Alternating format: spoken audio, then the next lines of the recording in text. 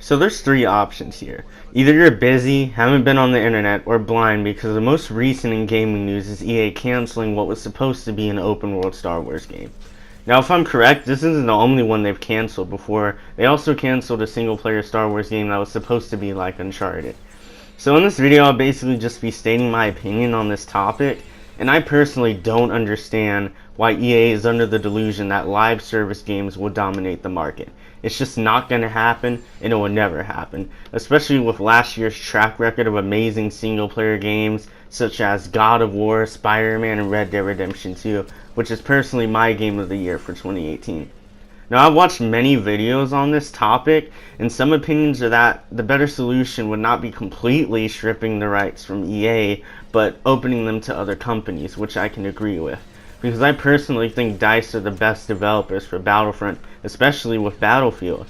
And one thing I never really understood was that people could say Battlefront 2015 was a Battlefield reskin because it was nothing like Battlefield. It had no classes, no destructible environments, no good conquest mode with vehicles on both sides unless you count air vehicles and speeders, and it was 10 times more casual than Battlefield. So those statements never really made sense to me, but I'm getting a little off track. I want to discuss the past of live service games. Recently, Destiny 2 failed. Black Ops 4 was well received by the community until the microtransactions got involved. Battlefield 5 bombed horribly, and we all know what happened with Fallout 76. So that is a prime example why live service games will never dominate. And I do love multiplayers, don't get me wrong, I will always welcome them, because I love playing with my friends. But single players will always be the center of gaming. Gaming, to me, is about storytelling. While it is about having fun, it's also about storytelling. And yes, while I do love to get on a shooter occasionally and wreck things, I prefer to follow a good story. Think about Horizon Zero Dawn, The Last of Us, Uncharted, all of those great games, Tomb Raider. Those are all single players, and I love all of them. So honestly, EA needs to stop canceling their good single players or story-based games for live service cash grabs. But there's still a bit of hope. There's still hope for you guys out there that believe, okay? Because we all know the most recently announced Star Wars game was Jedi Fallen Order, which is supposed to take place in, I think it's supposed to take place in the time that the Empire is rising in power, if I'm correct. So, that's a bit of hope, but I'm sorry to say this, that's probably going to get canceled too. And I have 0% of hope for EA to change their ways, and I honest to God think they will never change the way they are until it destroys the company. And when I said there was hope, that was for those of you out there that still think Star Wars and the gaming industry has hope. But for me personally, I'm done believing. Now let's look back on Battlefront 2015 and Battlefront 2. I personally like both of those games because I think they're fun. But like I tell people, a fun game is not a good game. Just like I like Fallout 76, I enjoy Fallout 76. But it's an awful game. But I play it with my brother, so I think it's fun. But a fun game is not a good game. And you couldn't really call these games, I don't even know if you could call them good. I mean, I personally think Battlefront 2 is good, and while it has gone through changes, it's still not necessarily the strongest in content.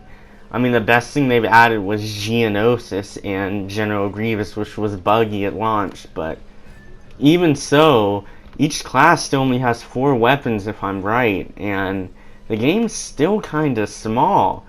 I mean, I don't even understand why they couldn't, at the very least, port things over from the last game to this game, like customization or maps, or all of the Rogue One content.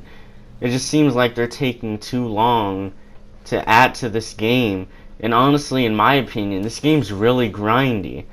I mean, due to school, I don't really have time to play constantly and get 80,000 credits for a skin that I probably won't even like in the end. So yeah, honestly, this game, while it may have stuff added, and yeah, while it might be good, it's still low on the content side, and it also gets a little repetitive. Because every time I play this game, I'm playing for credits. I'm not playing to actually enjoy it or have fun. I'm playing to get credits, to unlock Obi-Wan or Grievous. And what's the point of looking forward to updates when everything in the update I have to pay for with in-game money? So yeah, guys, I don't know if EA is ever gonna stop canceling what could be good single players or good open worlds, but you know what? Maybe it was for the best.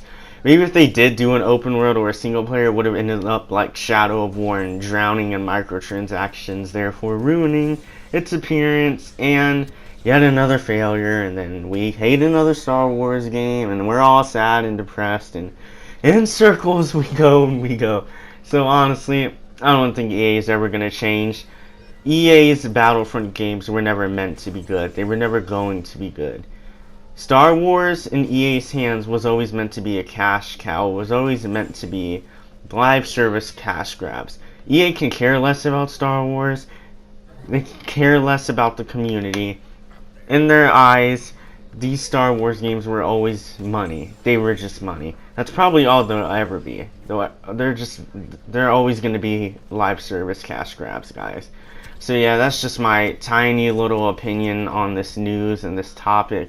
If you liked the video and agreed with anything I said, I'm going to ask for a like. If you disliked it and disagreed with what I said, still don't dislike it. But yeah, guys, thank anyone for watching, even if you didn't like the video. And I'll see you in the next discussion video.